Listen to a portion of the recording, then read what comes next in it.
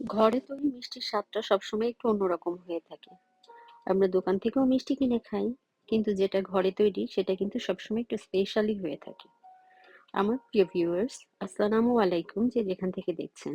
আজকে আমি আপনাদের জন্য নিয়ে এসেছি ছানার তৈরি চমচম।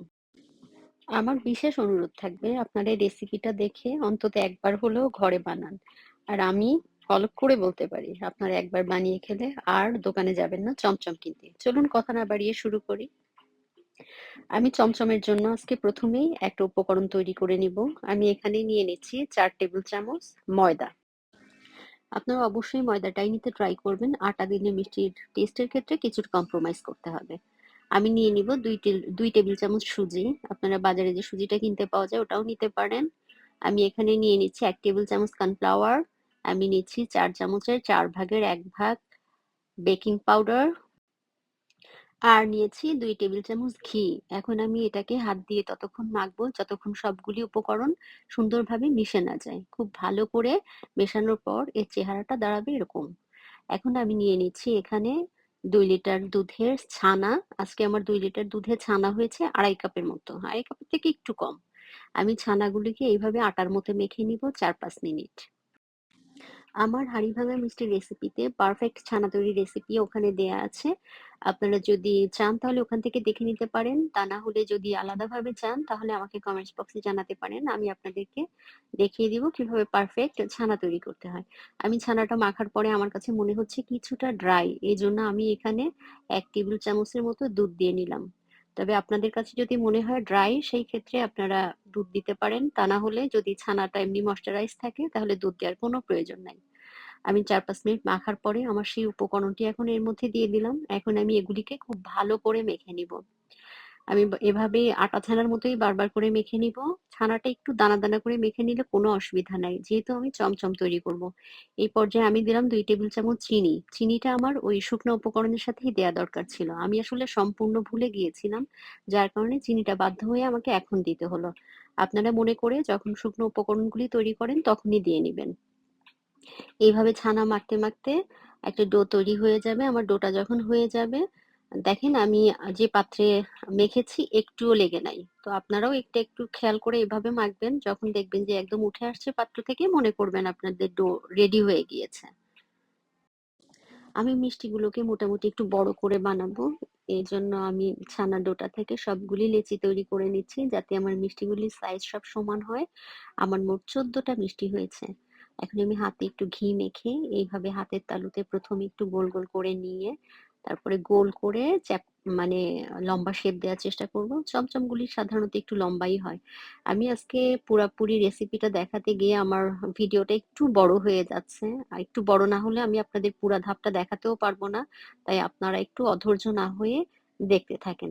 আমি আসলে এভাবে বানাতে বেশি ভালো লাগে আমার। তাই আমি পাত্রের মধ্যেই গোল গোল করে এভাবে লম্বা শেপ দিয়ে আমি সবগুলি মিষ্টি বানিয়ে নিয়েছি। আমি দুভাবেই দেখিয়ে দিলাম। আপনাদের যেভাবে ইচ্ছা আপনারা সেইভাবে আপনাদের মতো করে মিষ্টিগুলি বানিয়ে নিতে পারেন। আমার সবগুলি মিষ্টি বানানো শেষ। চুলায় আমি একটা ছড়ানো প্যান দিয়ে তার মধ্যে দিয়ে দিচ্ছি 2 কাপ চিনি।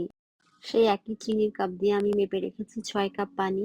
আমি 2 কাপ চিনির মধ্যে দিয়ে দিব 6 কাপ পানি।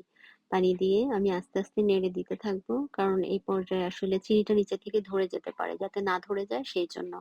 যেহেতু আমার চুলা হাই ভলিউমে আছে, সেহেতু এটা মোটামুটি অল্প সময়ের মধ্যে বলক উঠে যাবে। আর একটা বলক ওঠার সাথে সাথেই আমি সাবধানে সবগুলি মিষ্টি একসাথে এভাবে দিয়ে দিব। একটু সাবধানে দিয়েন যাতে ছিটে হাতে না এসে হাতটা ঝলসে না যায়, সেদিকে একটু খেয়াল রাখবেন। আমার সবগুলি মিষ্টি দেওয়া হয়ে গেলে আমি এটাকে ঢেকে রেখে দিব 20 মিনিটের জন্য। এই 20 মিনিটের মধ্যে আমি ঢাকনাও তুলবো না, আর আমার নেড়ে দেওয়ারও কোনো প্রয়োজন নাই। দেখেন 20 মিনিট পরে আমি আসছি, মিষ্টিগুলি নিজে নিজেই ঘুরে মোটামুটি ওরা ওদের জায়গা করে নিয়েছে, আর ওরা ঘুরে ঘুরে জাল হচ্ছে। রস খেয়ে দেখেন 3 ডবল হয়ে গিয়েছে প্রত্যেকটা মিষ্টি। আমি খুব সাবধানে একটু নেড়ে দিচ্ছি, না নাড়লেও কোনো অসুবিধা নাই, কারণ মিষ্টিগুলি এভাবে একা একা রস খেতে থাকবে আর ঘুরতে থাকবে।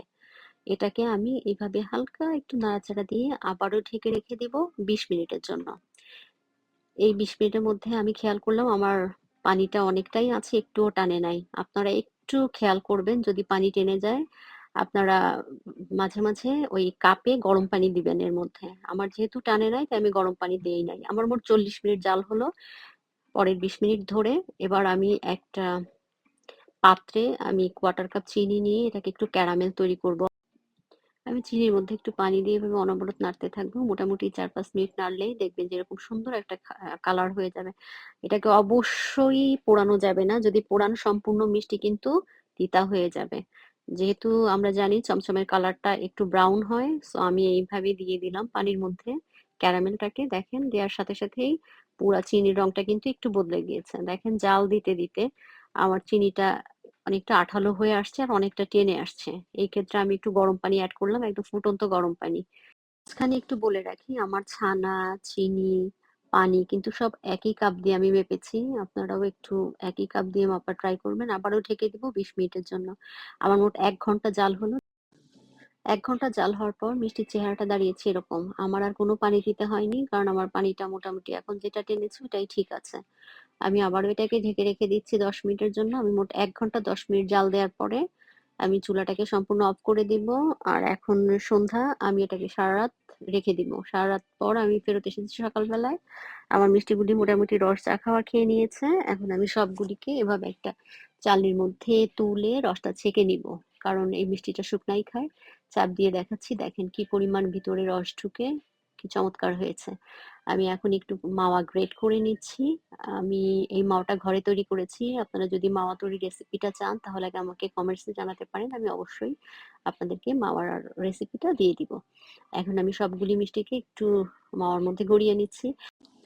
অনেকেই যেটা করে থাকেন সেটা হচ্ছে চিনির শিরার মধ্যে মিষ্টিটাকে 2.5 থেকে 3 ঘন্টা জাল দিয়ে এই ব্রাউন কালারটা আনার ট্রাই করেন। সেই ক্ষেত্রে কালারটাও কিন্তু খুব বেশি আসে না আর সময় সাপেক্ষ।